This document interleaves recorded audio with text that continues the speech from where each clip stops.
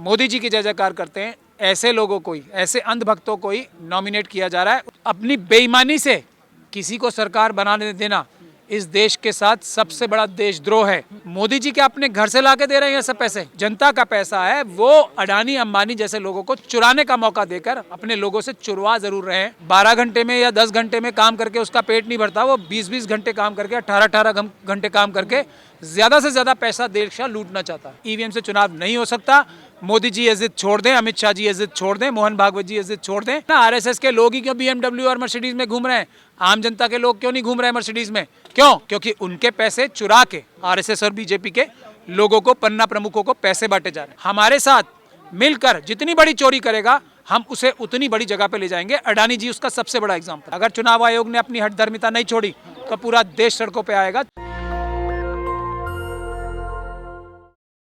महमूद प्राचा जैसे तमाम वकील सड़कों पर हैं और ये लोग कह रहे हैं कि 2024 का चुनाव किसी भी कीमत पर ये लोग ईवीएम से नहीं होने देंगे। 24 का चुनाव बैलेट पेपर से होगा। मेरे साथ खुद सुप्रीम कोर्ट के वकील महमूद प्राचा मौजूद हैं। सर, कैसे आप लोग दावा कर रहे हैं? क्या एविडेंस है कि ईवीएम बेईमान है, आप लोग ईवीएम से चुनाव नहीं होने देंगे? एविडेंस तो इलेक्शन कमीशन के खुद के जो डॉक्यूमेंट्स उन्होंने पब्लिश कर रखे हैं वही है एविडेंस।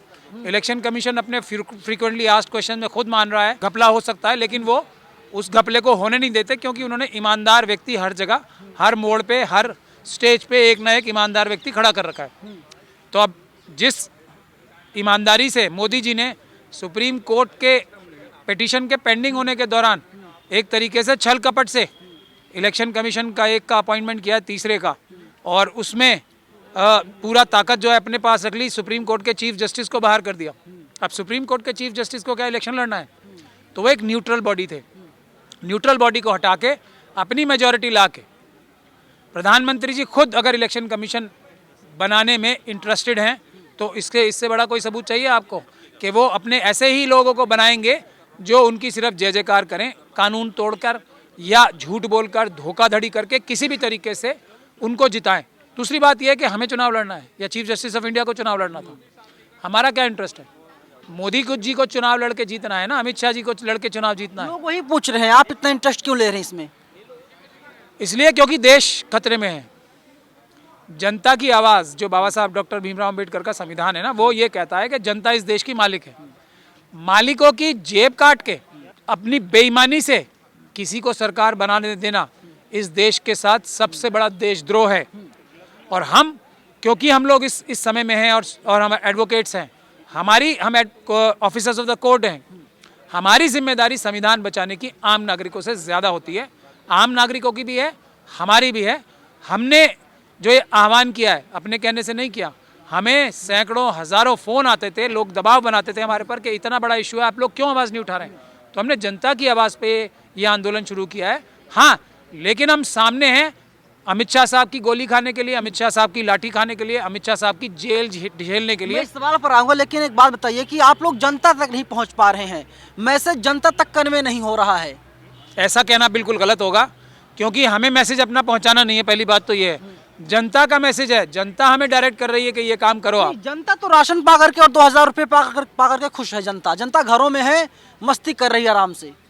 2000 रुपये में और 16,000 करोड़ का जहाज रखने में मस्ती कौन कर रहा है, ये जनता खूब जानती है। जनता देख रही है ना क्या कपड़े पहन के और क्या ठाट बाट से आरएसएस के और बीजेपी के कार्यकर्ता जो स्कूटर पे चलते थे वो आज मर्सिडीज में चल रहे हैं। जिनका एक छोटा सा घर था आज वो एक दो बंगले लेके बैठे हुए हैं। तो जनता देख रही है ना कि ये हमारा भी इसमें से कुछ हिस्सा था। अगर ये 5-5 घर बना रहे हैं, इनके पास 5-5 BMW गाड़ियाँ हैं, तो अगर ये बेईमानी ना करते तो एक BMW गाड़ी होती। देश के जो संसाधन है इतने ज़्यादा हैं कि हर एक व्यक्ति खुशहाल हो सकता है। मोदी जी क्या अपने घर से ला के दे रहे हैं सब पैसे? ये बुनियादी बात है। जो जनता का पैसा है वो अडानी अंबानी जैसे लोगों को चुराने का मौका देकर अपने लोगों से चुरवा ज़रूर रहे हैं। बैंकों का जो लोन है माफ़ किया गया है वो 15-20 लाख करोड़ से ज़्यादा का हो गया है। इतने में तो देश का हर एक नागरिक खुशहाल हो जाता। लेकिन नरेंद्र मोदी देश की जनता खुशहाल रखने के लिए लोन ले रहे हैं, हर संभव मेहनत कर रहे हैं, 18-18 घंटे काम करते हैं मोदी जी। 18 घंटे तो बहुत सारे लोग काम करते हैं। ठग थे बहुत सारे, ठग तो 20-20 घंटे काम करते हैं बहुत सारे जो क्रिमिनल्स हैं। जो खास तौर पे इस तरह का छलावे वाला क्रिमिनल काम करते हैं वो तो 20-20, 22-22 घंटे काम करते हैं। काम करना, कितनी देर काम करना, दो चीज़ों को दर्शाता है। एक तो ये होता है कि आदमी ज़्यादा काम कर रहा है, दूसरा ये होता है कि आदमी एफिशिएंट नहीं है, तीसरा एक और भी चीज़ हो सकती है कि आदमी जो ठगी करना चाहता है उसके लिए उसका पेट इतना बड़ा है कि 12 घंटे में या 10 घंटे में काम करके उसका पेट नहीं भरता, वो 20-20 घंटे काम करके 18-18 घंटे काम करके ज़्यादा से ज़्यादा पैसा देश का लूटना चाहता है। ईवीएम बंद कैसे होगा? सड़क पर आते हैं, पुलिस उठा ले जाती है, पुलिस कहती चलिए सुप्रीम कोर्ट लेकर चलते हैं और पहुंचा आपको ले जाती है थाने में। इसीलिए तो बंद होगा कि जब सरकारी अफसर अमित शाह जी के कहने पे और मोदी जी के कहने पे ऐसा झूठ बोल रहे हैं तो जनता को साफ हो गया है इलेक्शन कमीशन भी झूठ बोल रहा है मोदी जी के कहने पे। इसीलिए तो आंदोलन हो रहा है और ये आंदोलन हर एक कॉन्स्टिट्यूंसी में होगा, देश के कोने कोने में होगा। ईवीएम से चुनाव नहीं हो सकता। मोदी जी ये जिद छोड़ दें, अमित शाह जी ये जिद छोड़ दें, मोहन भागवत जी ये जिद छोड़ दें, आप करा नहीं पाओगे, चाहे जो कर लेना। देश की जनता आपसे बहुत बड़ी है। देश की जनता आपके 5 किलो राशन के चक्कर में नहीं, ये तो उन्हें पता है। उन्हीं का तो है जो उन्हें 50 किलो मिलने वाला था, जिसमें से वो दूसरे लोगों को भी देते। आपने 45 किलो चोरी करके 5 किलो उनके हिस्से में आ रहा है, ये सब जानते हैं। मैंने अभी आपको बताया ना, आरएसएस के लोग ही क्यों बीएमडब्ल्यू और मर्सिडीज में घूम रहे हैं, आम जनता के लोग क्यों नहीं घूम रहे हैं मर्सिडीज में? क्यों? क्योंकि उनके पैसे चुरा के आरएसएस और बीजेपी के लोगों को, पन्ना प्रमुखों को पैसे बांटे जा रहे हैं। 2 महीने का वक्त, सिर्फ 2 महीने का वक्त बचा हुआ है और हो सकता है कि चुनाव आयोग प्रेस कॉन्फ्रेंस करे और कहे कि हम चुनाव करवाने जा रहे हैं पूरे देश में। बहुत कम समय है और चुनाव आयोग बार बार कह रहा है कि देखिए ईवीएम के जरिए बेईमानी नहीं होती, धांधली नहीं होती।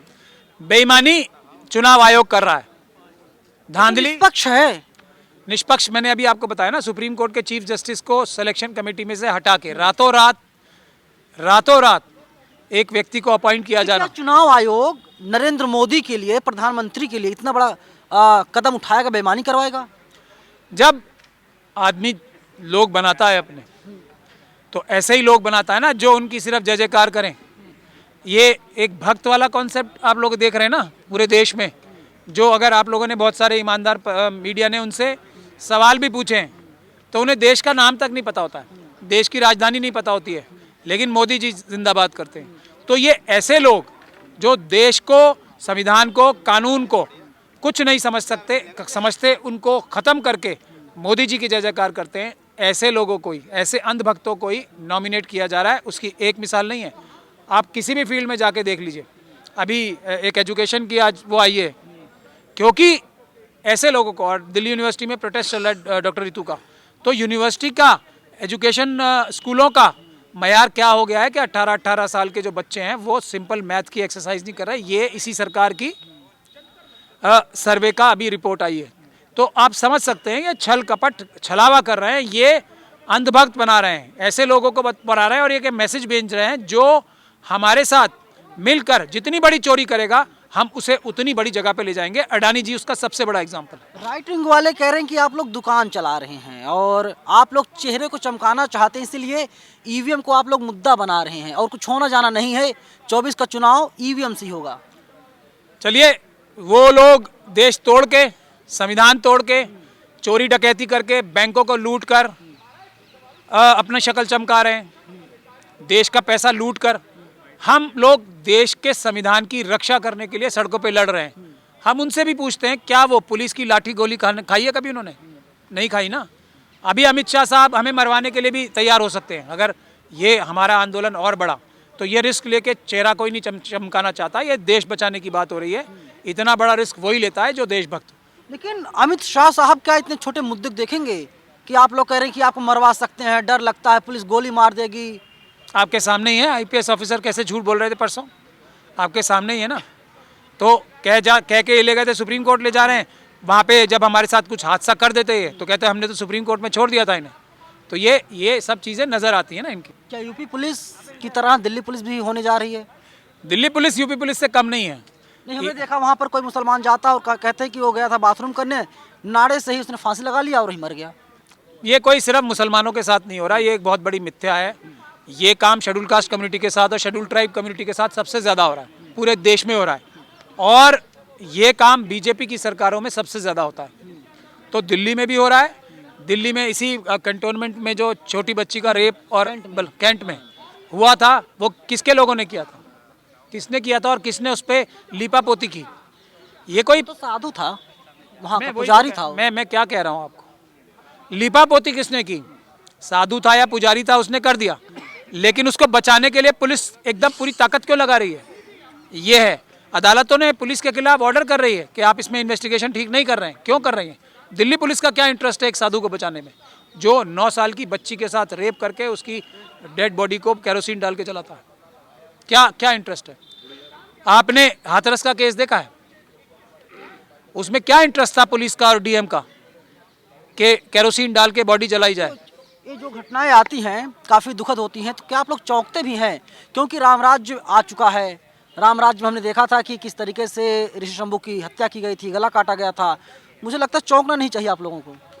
नहीं, चौंकना नहीं चाहिए। हमारे देश में भारत का संविधान है, इसलिए हम चौंक भी रहे हैं और इनको हम इलाज भी कर रहे हैं इनका। हम इन्हें जेलों में भी भिजवाएंगे, कोई कितने भी बड़े पद पे हो। ये घिनौनी और गंदी हरकतें करके बचेगा नहीं, ये हम इंश्योर करेंगे भारत के संविधान के माध्यम से।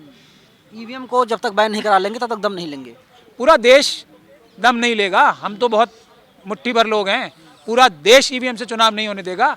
अगर ये ज़्यादा पुश करेंगे, अगर चुनाव आयोग ने अपनी हठधर्मिता नहीं छोड़ी तो पूरा देश सड़कों पे आएगा। चुनाव आयोग एक स्टेप नहीं ले पाएगा, ऐसा हमें इंडिकेशन आ रही है पूरे देश। क्या नहीं लगता आपको कि अगर कांग्रेस पार्टी या इंडिया अलायंस कैमरे के सामने आए, प्रेस कॉन्फ्रेंस करे और कहे कि अगर ईवीएम से मतदान होगा तो हम लोग चुनाव में हिस्सा ही नहीं लेंगे, बहिष्कार करेंगे? ऐसा क्यों करना है?